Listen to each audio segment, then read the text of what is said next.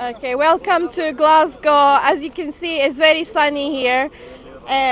We are here, the Kurdish community are here to show solidarity to the two women were innocently killed and murdered.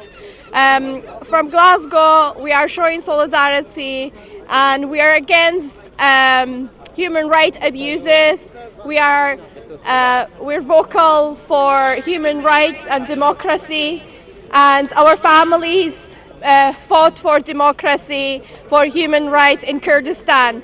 And it's really sad to see this over 20 years that we see the abuse of human rights. And as a person that's grown up in Glasgow and I came to claim asylum, it's sad to see that, you know, our Kurdish comrades are leaving their homeland because of human rights abuses.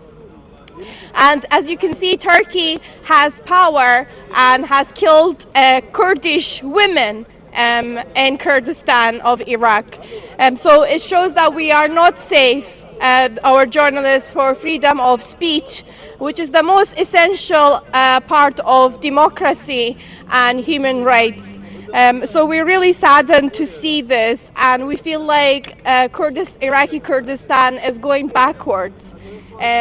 We are for democracy and we are against human rights abuses, and we hope that the government listens and takes action against Turkey.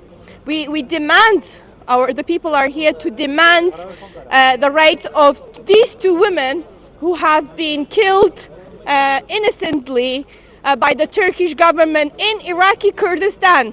It seems like this land is free. So if this land is free, then how two journalists in daylight are being murdered by Turkish drones? So Turkish drones should not be coming to Kurdistan land. And we are against human rights abuses and we're for freedom for speech. Thank you.